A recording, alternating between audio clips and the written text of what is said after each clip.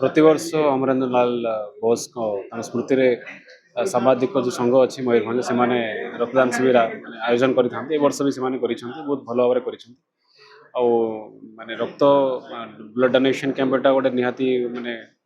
बहुत भल इनिशिएटिव अच्छी रेगुलर हवा कथा इवेन आम भी चाहूँ माने जिते सब एनजीओ अच्छा local scout NCC different stakeholders नहीं गोटे बड़ हेल्थ कैंप करने बहुत समय माने जी रिक्वायरमेंट होता है माने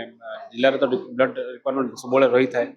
आमती एक्सीडेंट केसेस होगा कि अलग मेजर किसी इलनेस केसेस भी दरकार पड़ी था तो यहाँ गोटे बहुत अभिनव प्रयास गोटे गुड इनिशिएटिव आम एभली माने कार्यक्रम प्रोत्साहन करा दरकार और बहुत भाव में जमी लोक आम जन माने आग को भी जन दरकार जहाँकि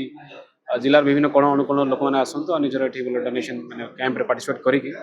गोटे महान कम सहयोग करूँ या द्वारा आउ गोटे आम लाइफ भी बचाई पार गोटे कौन विभिन्न लाइफ बचाई पार आज मुझे देखुची बहुत सारा माने जो दौरान रक्तदान से आगुरी भी दी आसी किए 20 थर 30 थर किए 100 थर भी देते गोटे भी आम